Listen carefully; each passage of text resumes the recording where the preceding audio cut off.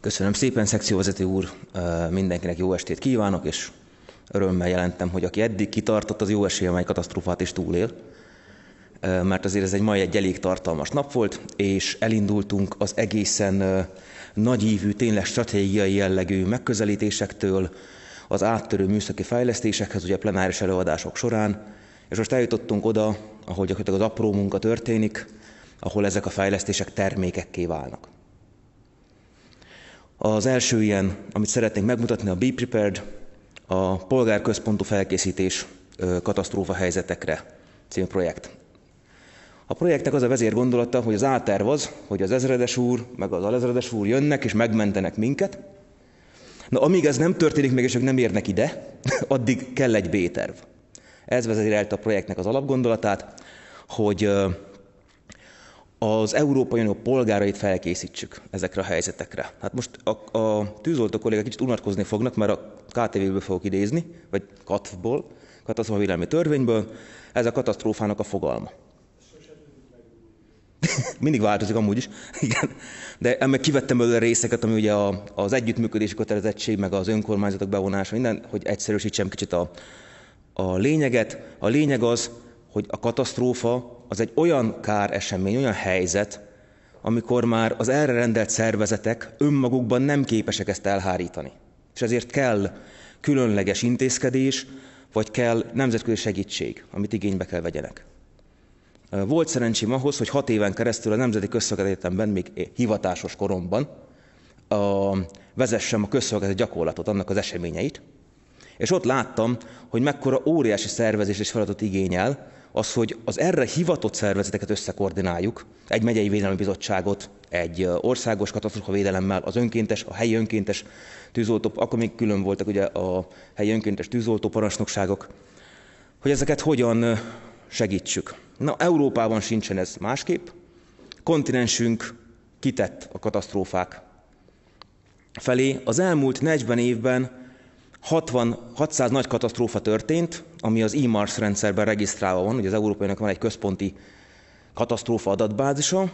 Ebbe a Seveso 1-2-es alá tartozó ipari balesetek, nagyobb balesetek is beletartoznak, például a Leverkusen, de alapvetően természeti katasztrófák uralják. Több mint 80 000 ember halt meg, és 480 milliárd euró veszett oda, mint kár. Elsődleges és másodlagos kár. Egyébként az elsődleges kár az 40%, a 60% az a másodlagos kár. Ez egy később majd ez lényeges lesz, ugye a lakosság felkészítésénél. Néhány példa, hát az ajkai vörösiszap katasztrófát azt gondolom nem kell senkinek bemutatni. A Leverkusen volt egy vegyi üzemrobbanás, a tavaly előtt, illetve az igazi indikátora ennek, hogy nem vagyunk eléggé felkészülve, az a németországi árvíz volt 2021-ben, illetve hát az erdőtüzek, és volt egy kevésbé ismert, de nagyon veszélyes franciaországi erdőtűz, ahol az történt, hogy a széljárás miatt egy vegyi üzem lerakata felé sodorta a tüzet a széljárás. Mit tehetnek a polgárok, akik nem tűzoltók, nem egyenruhások, nem ez a hivatásuk? Nem mit tehetnek, mit kell tegyenek. Ez is a katasztrófavédelmi törvényben van. Az első szakasz. Általában az első szakaszokban nagyon fontos alapvetések vannak egy jogszabályban. Mindenkinek joga van arra, hogy megismerje, hogy milyen kockázatok várnak rá a környezetében, hogyan tud védekezni, és kötelesség, hogy közreműködjön a katasztrófavédelemben. Ez a törvény. De fölmerül az emberekben az a kérdés, hogyan? Mit kell tennem? Mit csináljak? Ugye, mit kell tennem? Most a tűzoltók nem jelentkezhetnek, de tegye föl a kezét azt, hogyha én itt most összeesnék, tudná, hogy kell engem defibrilálni. Na, valaki? Miért nem? Ha kitörne itt a tűz, ki tudja fejből, hogy hol vannak a vészkijáratok? Most nem ér körbelesni, ki nézte meg? Csak az ajtó, az nem. Megnéztem előre. Tehát így nagyon apró dolgok, emberéletek és jelentős anyagi kár emberet elvesztését és jelentős anyagi kár elkerülését teszik lehetővé. Éljünk ezekkel a lehetőségekkel. Nem éltünk. 2021-ben, júliusban volt egy súlyos árvíz. Az európai műholdas rendszer időben jelzett. Megmutatta, hogy ezt a piros területet, ami ott látszik a képernyőn, hogy az árvíz veszélyeztetett. 90-100% eséllyel. Hát az azért gyakorlatilag biztos. A nemzeti hatóságok kiadták a riasztást. A BAlert is, BA Alert, ugye a Belgiumnak a rendszere, a németek is kiadták. A lakosság nem vagy nem megfelelően reagált. Később ilyenek is kiderültek, hogy bizonyos védműveket azért nem emeltek meg, mert műemlékvédelmi szervezetek közbeléptek. És a helyi katasztrófavédelem nem tudta érvényesíteni a saját elképzelését, hogy már pedig azt a gátat meg kell emelni, hiába van ott az a történelmi híd. És ebből lettek nagyon komoly károk. A polgárok oktatásának, az alap, közép, felsőfokú iskolarendszerű képzésnek, meg általában az elérhető képzéseknek, ha csak az ember nem megy az NK-re, ahol én is tanítottam több mint fél évtizedet, nem része a felkészítés. Nem tanítják az iskolában, semmelyikben. Az én gyerekeim se tanulják. Nem tudom, van-e valakinek a gyereke vagy rokon, aki tanul ilyet iskolában, és nem NK-s, de nincs ilyen. Csak ad-hoc tájékoztatás történik, hogy most ezt csináljuk, most azt csináljuk. Magyarországon is megnéztük, nincs benne a NAD-ban sem. Ebből született 2021-ben ilyen policy brief. Az Európai Bizottságnak leadtunk egy jelentést több partnerrel, több nagy szervezettel együtt, hogy ez így nem jó. És akkor megszületett számos pályázati kiírás, hogy ezt a helyzetet valamilyen fejlesztéssel orvosolják az arra érdemes versenyzők, európai konzorciumok számára, ami azt jelentette, hogy legalább 3 egymástól független, különböző országból származó entitásnak részt kellett vennie, és legalább 3 végfelhasználót be kellett vonnunk. És itt jön a külön hála az NSK-nak, mert nem tudom, csodálatos előrelátásuk folytán egyébként kialakították a megfelelő kapcsolatot a tűzoltó szervezetekkel, és így be tudták vonni a tűzoltókat, tudtak arról szólni, hogy igen, érdekli őket ez a lehetőség, érdekli őket ez a projekt, és gyakorlatilag egyébként, amit itt majd látni fogunk, együttműködési megállapodás aláírást, az számunkra is egy híd lesz ahhoz, hogy együtt dolgozhassunk tűzoltókkal. Egyébként ezen kívül egy francia tűzoltószervezet és egy lengyel katasztrófavédelmi szervezet van a projektben. 70%-os támogatási intenzitást kapnak a cégek, tehát a KFT-k, BT-k, ZRT-k, azok 30% önerőt bele kell tegyenek. Egy max. 5 millió eurós projektbe 3 évet kaptunk arra, hogy a 2 kiválasztott pályázat, először 1 volt, aztán utána 2 lett, de 2 kiválasztott pályázat, az támogatást kapjon és végrehajtsa ezt az elképzelést. Egész Európában. Hát azt tudni kell, hogy 130-150 ilyen pályázatot szoktak beadni. Abból 2 kap pénzt. És így született meg a Be Prepared. 15 egymástól független jogi entitás 11 országból összeállt, 3 magyar résztvevővel, az NSK-i, a koordinátor, a STAKI, ugye ahonnan Szirányi akadémikus úr tartott előadást, és a Székely Film Company non-profit Kft. Jó magunk, és magyar koordinátor volt a projektben, a STAKI a koordinátor. Volt 2 jó ötletünk, egy nekik, egy nekünk, volt 2 bevált technológia, amit hoztak ipari partnerek, és úgy gondoltuk, hogy kiemelt szerepet szánunk a elvárásban megfogalmazott vulnerable groups, sérülékeny csoportok védelménél, a kiskorúak és a várandós nők védelmére. Mert számunkra, ahogy hallottuk délelőtt, csökkenő magyarság lélekszám, asszimilációs lemorzsolódás, minden egyes gyermek és születendő gyermek érték. És erre fókuszálunk. Az az igazság, hogy nálunk másodlagos prioritást kaptak mondjuk a kerekesszék használók, vagy például a csökkent látásképességűek.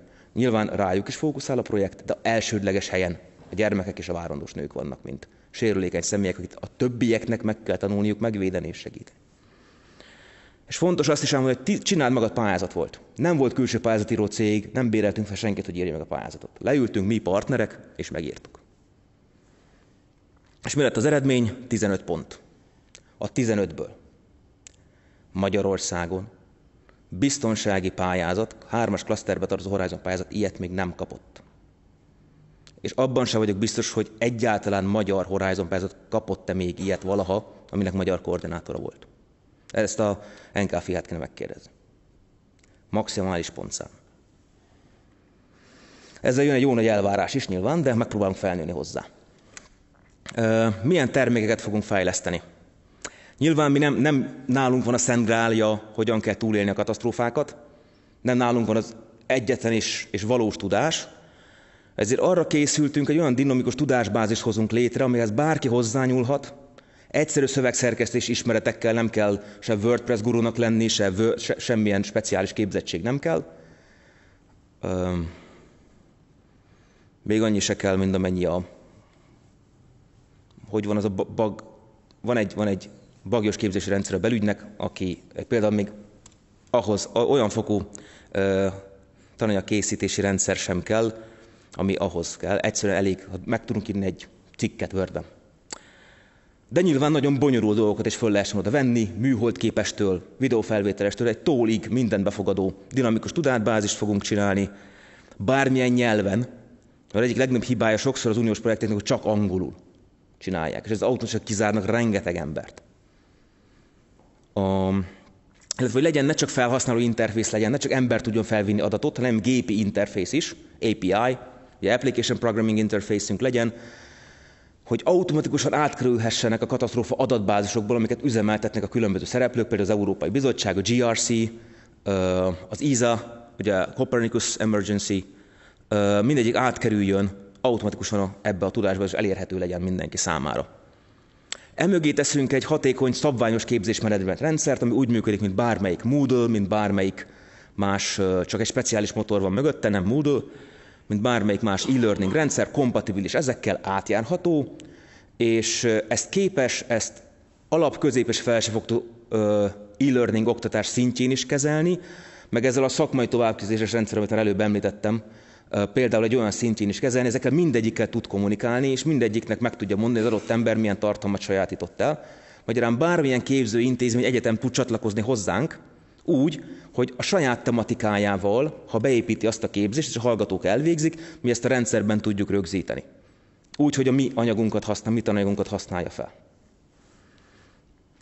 Készítünk egy játékosított mobil alkalmazást, egy virtuális sétát, ami a mobiltelefon navigációs rendszerének a segítségével tanít meg embereknek menekülési útvonalakat és célszerű ilyen katasztrófa elkerülési útvonalakat. Illetve a nagyon valósághű pedig egy realisztikus VR oktatójáték, olyan szinten lesz realisztikus, hogy úgy néz ki, hogy 16 pluszos besorolást fog kapni.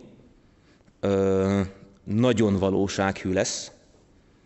És itt pedig különböző katasztrófa szenáriókban, például erdőtűzből, árvízből kell menekíteni, illetve menteni embertársainkat és saját magunkat, illetve megtanulhatunk különböző egyszerű feladatokat elvégezni, mint például egy újraélesztés, defibrillátor használat, egy áramtalanítás, egy gázvezeték lezárás, vagy egy gázcsap elzárás, mert ezeket nem tudja az átlagember többsége.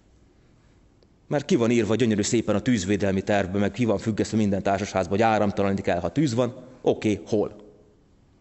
Kinek van kulcsa? Meg egy csomó ilyen kérdés van, amit lehet tanítani. És ez a játék ráadásul kooperatív lesz. 2-3 ember összehangoltan is gyakorolhat. Milyen célkitűzéseink vannak? Szeretnénk elérni a 10 000 letöltést a mobil applikációnál a projekt végére. Tehát nem a hatás, hanem ez az eredmény. Szeretnék elérni 1000 regisztrált felhasználót a kollaboratív ilyen tartalomkészítő felületen. Szeretnénk csatlakoztatni 25 gépi interfészt, 3 tantárgyi tematikát, 4 oktatósétát. Ez a defibrillálás újraélesztésből 10 ilyen képességet szeretnénk megtanítani indulásnak. Szeretnénk bevonni majdnem fél tucat önkéntes tűzoltó szervezetet, hogy a szakmai tudásukkal mondják meg nekünk, hogy meddig szabad mondani egy embernek, hogy elmenjen, és meddig ne. Mi az, amikor még bemenj az ajtón, és mi az, amikor már nem menj be az ajtón. Mert ezek élet-halál kérdése. Semmi értelme nincs annak, hogy aki meg akarja menteni másokat, az is ott hal meg. És ez nem az én tisztem elmondani, hanem egy erre hivatott szakembernek, aki már látott ilyet, és csinált már ilyet. 100 VR játékos szeretnénk, hogy legyen annyi ember, aki legalább egyszer játszott a játékunkkal, hogy legyünk kompatibilis az eszközök nagy többségével, egy komoly műszaki teljesítményt akarunk elérni, 5 pontos a skála. Abból akarunk 4,2-t elérni a többi VR játékhoz képest, és szeretnénk egy magas felhasználó elégedettséget, hogy az emberek 85%-a, aki használt az alkalmazásunkat, azt gondolja, hogy ezáltal tanult valamit. Hogyan lehet bekapcsolódni ebbe? Tartunk a Magyarországi Hackathont 2025 nyarán. Ugye a Hackathon ez egy programozási esemény lesz, ahol lehet demonstrálni a különböző gépi interfészekkel csatlakozást, illetve lehet demonstrálni a különböző tartalomfejlesztéseket. A Hackathon annyiban lesz nyitott a nem programozók számára is, hogy olyan szakembereket, például tűzoltókat, katasztrófai szakembereket is várunk, akik tartalmat készítenék a Hackathon alatt, és ugye azt átadnánk az IT-s műszaki csapatnak, hogy akkor ez mennyire volt egyszerű megoldani, mennyire jól illeszkedett bele a rendszerbe, kell a rendszer interfészén valamit javítani. Fogunk szervezni egy livestreamelt virtuális gyakorlatot, ez olyan lesz, mint a közös közszolgálati gyakorlat, csak virtuálisan, és nemzetközi résztvevőkkel. Erre ki fogunk dolgozni egy forgatókönyvet, mindenkit várunk sok szeretettel, aki ki akarja próbálni magát ebben a kérdésben. Utána pedig szervezünk egy zárt béta tesztet, meghívásos alapon, utána pedig egy publikus béta tesztet, ahová bárki egy egyszerű regisztrációval csatlakozhat, letöltheti a játékot ingyenesen, és játszhat vele VR-ral, a mobillal, illetve használhatja a kollaboratív alkotói teret, ahová már jövő márciustól várunk mindenkit, akit az érdekel, és aki úgy gondolja, hogy közreműködne akár azzal, hogy egy katasztrófát leír, elmesél, vagy akár azzal, hogy egy tanácsot ad egy bizonyos mentési szituációhoz, egy védekezési szituációhoz. Mondjuk egy lakásba betörő víz esetén mondjuk. Továbbá toborzunk önkéntes tanácsadókat a szakértői tanácsadó testületünkbe. Ez egy olyan önkéntes tevékenység, pro bono. Jó, pro bono alatt azért a szállást, utazást, ilyeneket nyilván költségeket azokat fedezzük, de külön fizetés nem jár érte. Aki segítene nekünk ezt a projektet különféle disziplinák felől minél jobb pályán tartani. Keresünk földrajzosokat. Keresünk katasztrófavédő szakértőket, obvious, nyilvánvalóan. De keresünk oktatási szakembereket. Főleg. Keresünk pszichológusokat. Logisztikai szakembereket.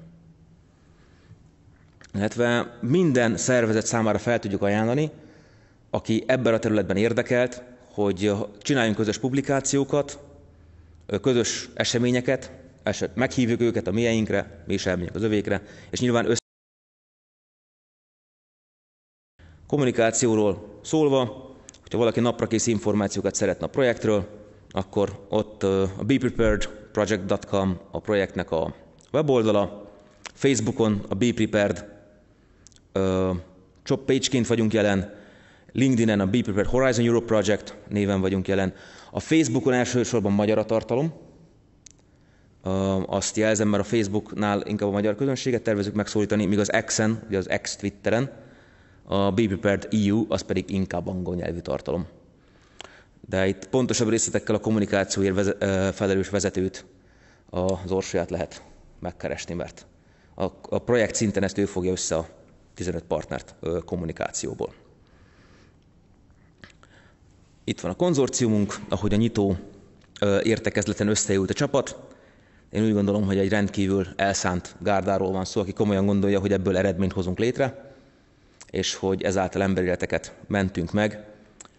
Nekem az szokott lenni mindig a véleményem, amikor itt projektekről beszélünk, hogy a security projektben az óriási felelősség nem is annyira a pénzzel való gazdálkodás. Mert mi azok, akik igyekszünk emberéleteket menteni, a legfontosabb értékünk, devizánk a következő negatív események hátralévő idő. Azt nem szabad elherdálni, azt kell hasznosan tölteni.